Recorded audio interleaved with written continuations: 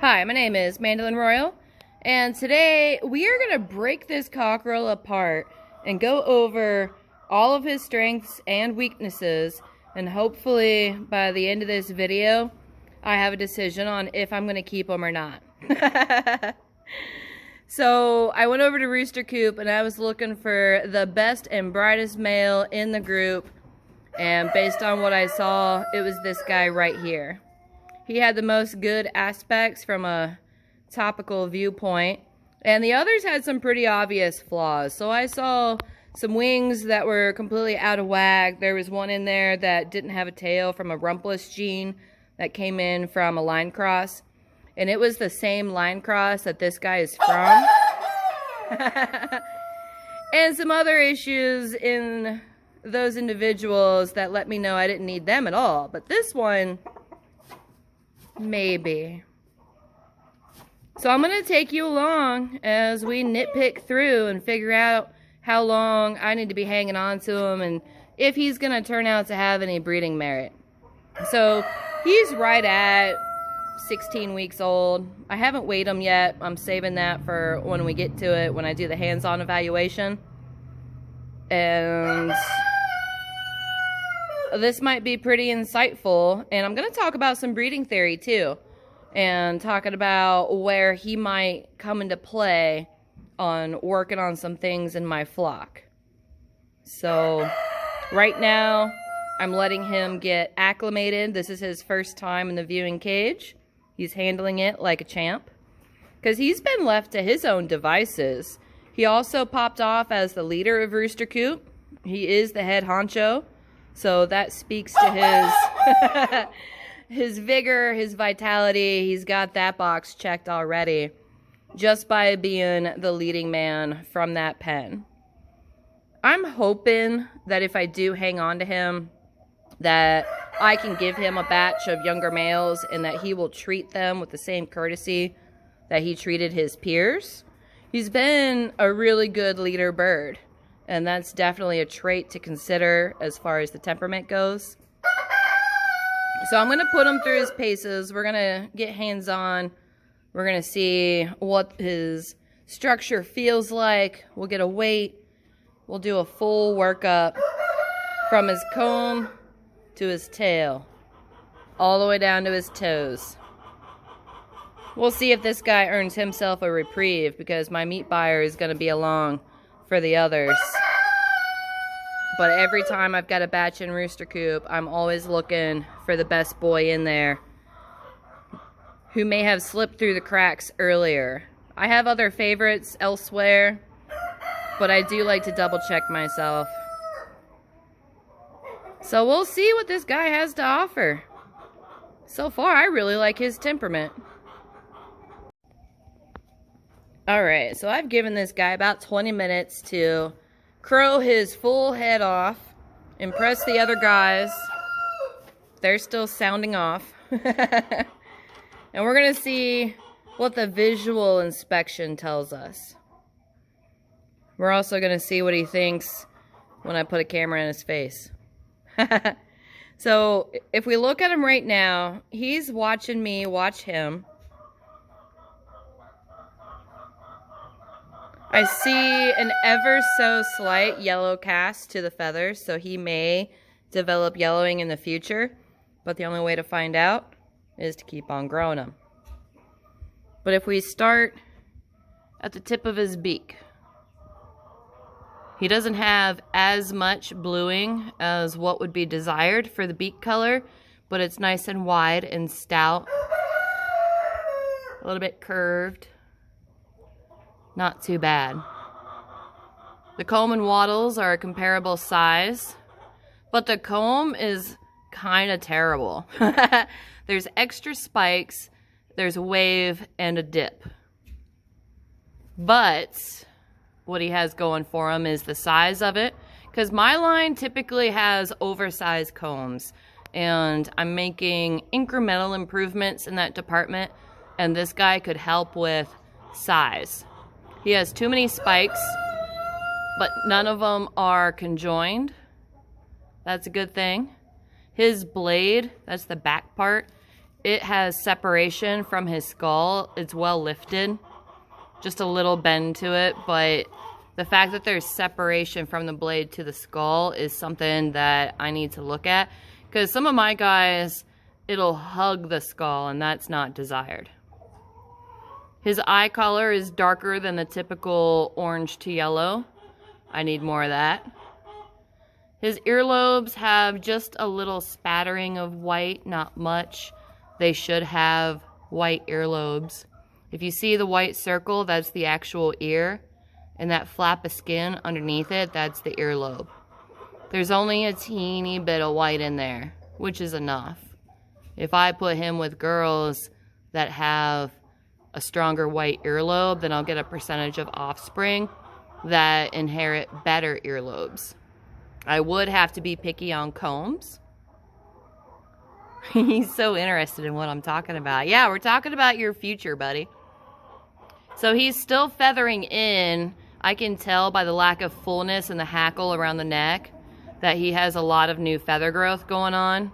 So we're going to have to wait and see how he finishes the molt that he's in right now. His wings are nicely tucked. They close good.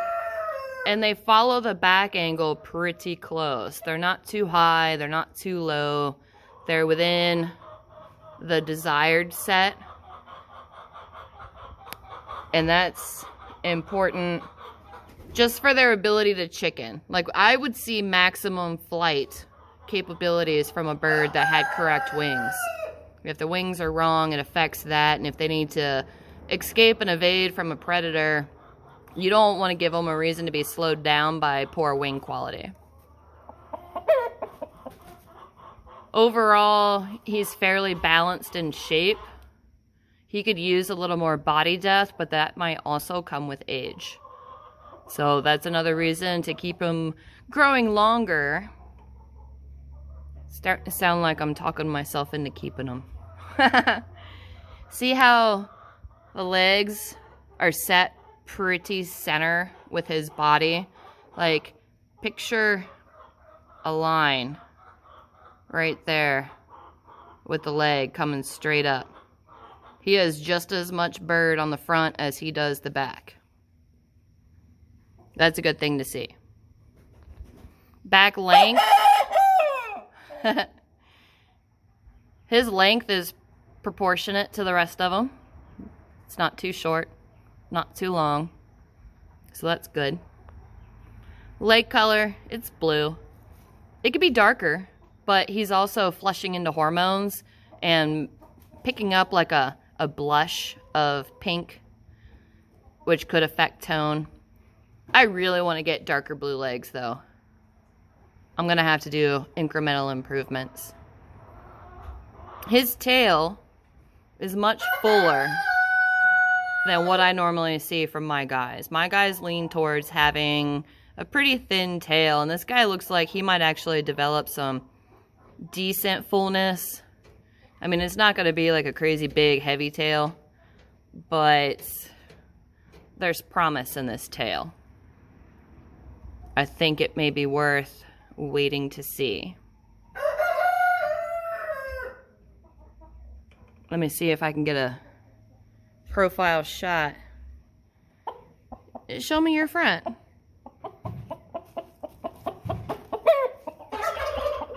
I'm making you nervous. Width-wise, he might be pretty decent. Not overly wide. His legs come down pretty straight.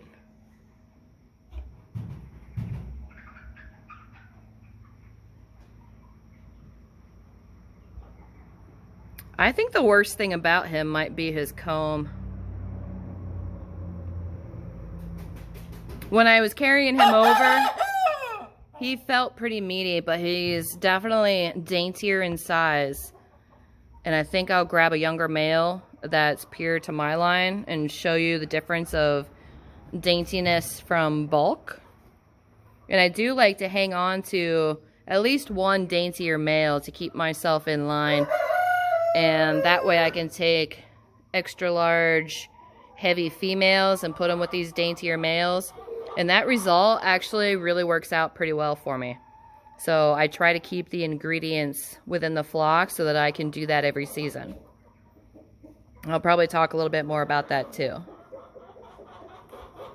So far though, he's passing the visual inspection, and I still really like his temperament. Let me reach my hand in. What are you gonna do about it? Nothing? Hide in the corner? Mildly protest at the invasion of space? I'll take that reaction. Alright, so next step. Setting up for the overhead view, getting my scale out, we'll get a weight on him. And then we'll start feeling on his structure. See what that tells us. So I'm here getting set up, and I've got my scale, and I was checking on the lighting, and I look over, and he's still there watching what I'm doing. This bird has a brain. That's a good thing. Chickens can be fairly intelligent, and when you find a male that uses his brain with that little bit of show-off vigor, that's a good thing. All right, moving on. All right, I've got little mister here. We're gonna see what he weighs. He's not been handled much, so we'll see how this goes. Just stand right there, buddy. So at 16 weeks, he's 5 pounds, 5 ounces. Well, plus 3/4, but I tend to round down because they probably have food in their belly. So we're gonna go with 5 pounds, 5 ounces. That was a very good job. It's like you're curious about hanging out with me.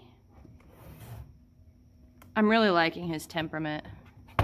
For being unhandled and just growing at will, all I do is go and throw food, refresh the water, open him up to pasture, put him to bed at night. That's been his life for the past 8 weeks. So we're gonna go back to his head. Trying to handle him with confidence, but with a kind slowness to establish trust, because this will not be the last time I handle this bird, and for the sake of training, I do want to make it not unpleasant for him. So from this angle, you can see what the comb is doing, where it bends off this way, and then it comes back here, and there's another little bend right there. Too many spikes. On a single comb, we're looking for 5 spikes. Oh, look, he just sat down. He's like, fine, do what you need to. I like how the comb is set further back on the beak. My guys tend to come too forward, and ideally the comb starts at the back of the beak, not over top of it. So even though this comb is faulty, it has some little ingredients that I need. I can get my thumb underneath. The lift on the blade is pretty decent. I think I can ignore and correct through the hen choices what this is doing. I would choose a female that has fewer comb spikes, and then possibly a small comb that's more upright, and maybe that'll correct this little bend here. I don't know. The offspring would tell us if that was gonna work or not. He's being so good. It's like, whatever, lady. Just do it and get it over with. Alright, I need you up where we can see. So even though he's molting right now, I still want to look at the wings and get the spread. And look at the feathers too, because I have seen where the feathers are too skinny. Those actually look pretty decent for width of feather. tightness of feather besides where it's been chewed up by being in the cage and me handling him, because I do like to hold him close to my body, and that can ruffle some feathers. Let me see your other side. I know it's weird, but we gotta do it. I know. You'll be alright. Here, give me this one. Nice. Still molting, still growing, but right now, oh, I like it. Alright, tuck that back in. Now I want to check the back length. I like having them with the head facing to my left side because my right hand is my dominant hand. So I'm going to find the base of the tail. That's right there. There's the oil gland. So I'm going to put my palm right there and reach forward with my middle finger. His top length is pretty good. Next, I want to check the broadness of the back, and that is the shoulder. So if you look at where your wings tie in and where that wing ties in, he's got a little over 3 fingers wide. So that's good top width. Not bad, not bad. Next, I'm going to make sure I've got a firm grip on the wings. I'm going to take my right hand and I'm going to put it underneath, right up between the legs. He's an even 4 fingers wide. I have light contact of each thigh on the outside of my hands. Right there and right there. That's good to see. For as little as he is, that's pretty good. So next I'm going to find where the keel ends. And I'm going to put a finger there and run that finger forward to see how long the keel is. There's the front. There's the back. That's a little bit short. I would have expected that to be a little bit longer given the back length. But he is a line cross with a lot of different things going on genetically, so it's not totally surprising. That's long enough, though. I wouldn't call it overtly short. I would call it medium, but not long. Next, we're going to go for the back side. So if I position him with his head towards my body and I tilt forward, that shows me that the tail spreads nice and even. There's no split on the top. Just moving his body around will move the tail.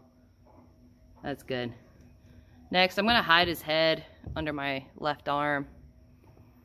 And I'm going to pick him up and tilt so that I can find the 2 pin bones on the back side. That's on either side of the vent and below the tail. 1.5 fingers. At this age, that's not bad. Next, I'm going to check the distance from those pin bones down to where the keel ends. That's at 3 fingers. For his age and size, that's about right. As far as the fleshing feel, very important with this variety. If you want dual purpose, you got to have the meat. Without the meat, are they still dual purpose, or are they just an egg layer? Biggest question of the day.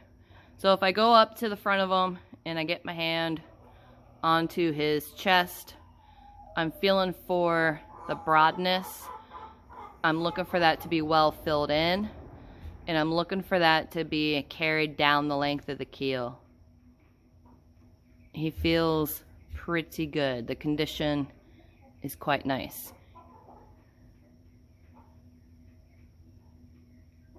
He checks out. Besides that funky comb. So next I want to see more about the underbody width. I really want you to turn to the side. Go on, turn that way.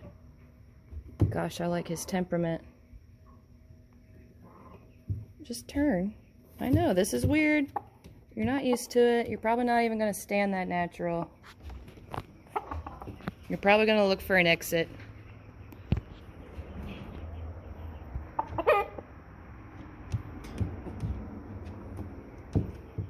I'll probably have to observe some more to see what his natural stance is. He's not going to give it to me right now because he's being a little panicky. So I'll go ahead and put him back, let him chill out. And I'll grab a bird that's pure to my line but a bit younger, so that we can see some differences and why I look for birds that can help fix things. This guy, even with the wonky comb, he might do some fixing for me. I'm going to watch him some more. More on this in a few. So I grabbed one of my younger guys. I weighed him. He's exactly 3 pounds at 8 weeks old. I'm watching this guy's response to this younger bird while also watching the new one. Even though this one's half the age, he felt meatier. He has exactly 5 points to his comb. Time will tell how that develops further. This bird has width, length, fleshing. He's eating shavings. And he's intrigued by the guy next door. My guy's gonna probably come up with paler leg color. And looking at him right now.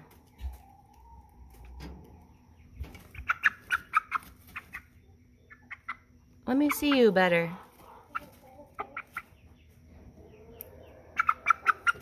Would you stop eating shavings? That's not food. This guy seemed to be dominant in his pen. There's about 20 boys in there. And this guy seemed to be the ringleader. And I'm watching the behaviors here. If I want this guy to be like the cool uncle to that whole group, it's going to depend on how he treats the ones that fancy themselves in charge. Initially, I really like this response.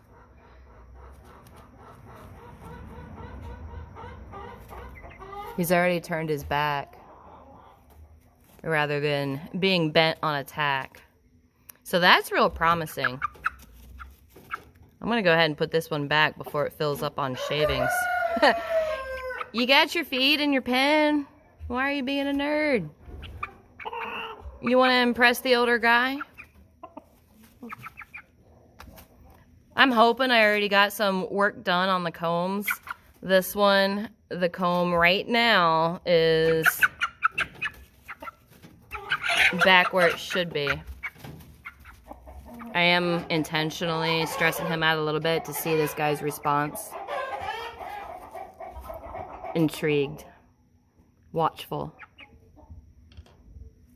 I'd like to see some more width. With this guy being half my line, I can pick out a pretty solid female. Actually, I think I'll go look for one.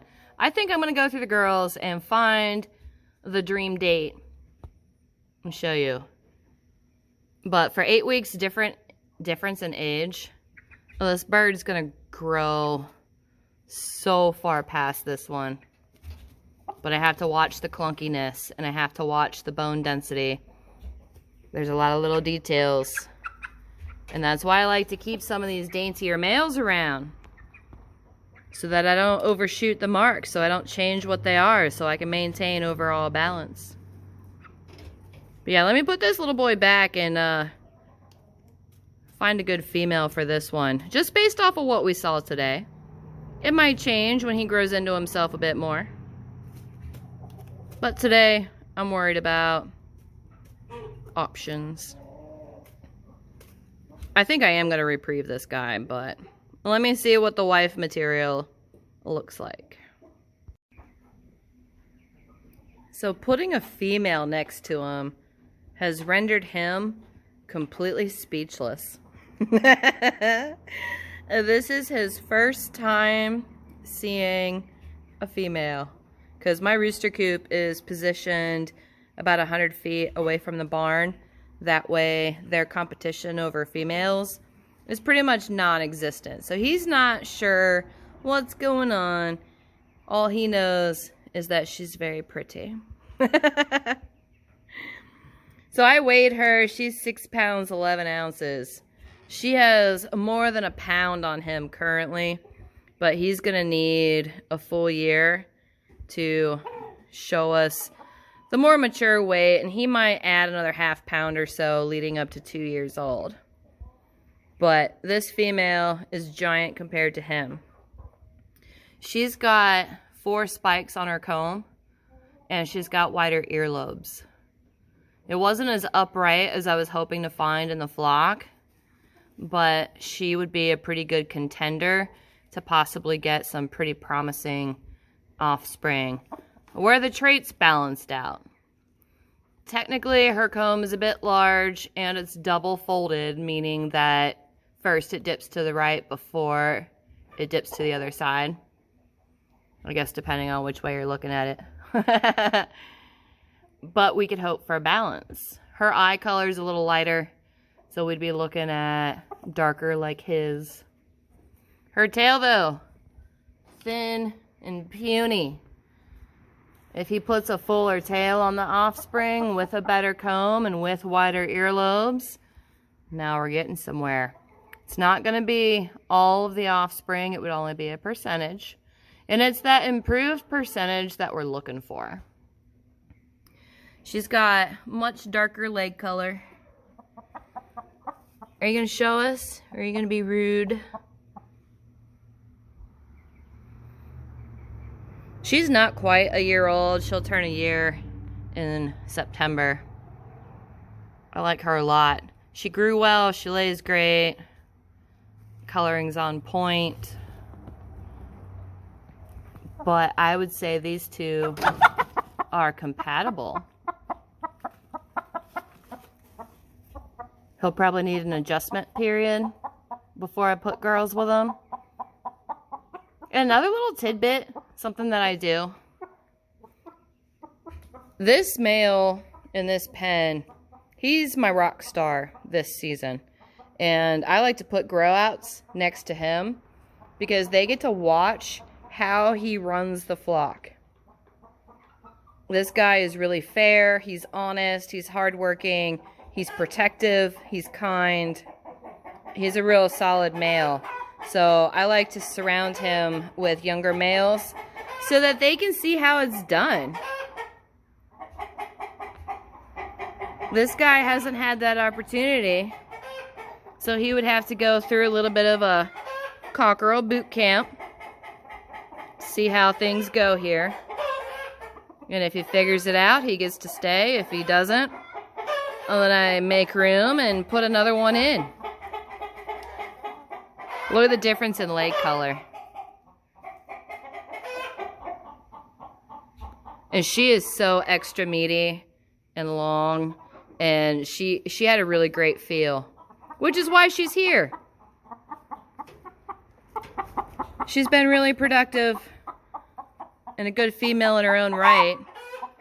And I think these two would complement.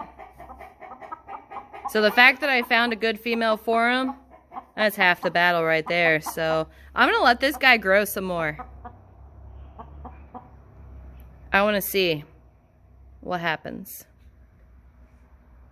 Bring his good points in with her good points. Hope for balance in the rest of it.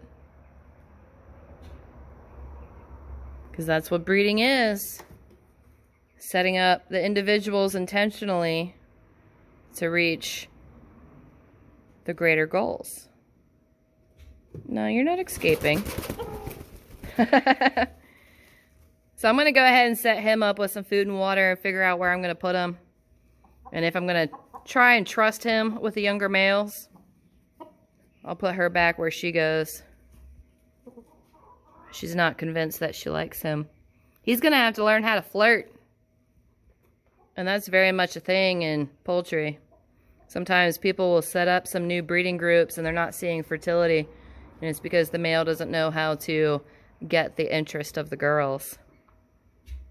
So I'm going to find a way to put him in a position where he can watch and see how the other males run their flocks so that he can learn a thing or two. Potentially going into next breeding season knowing what to do. Yep, he didn't flirt there. He's going to have some learning to do. Don't worry. Oh gosh, you're meaty. I knew I kept your funky comb for a reason, and it's that feel right there. Alright.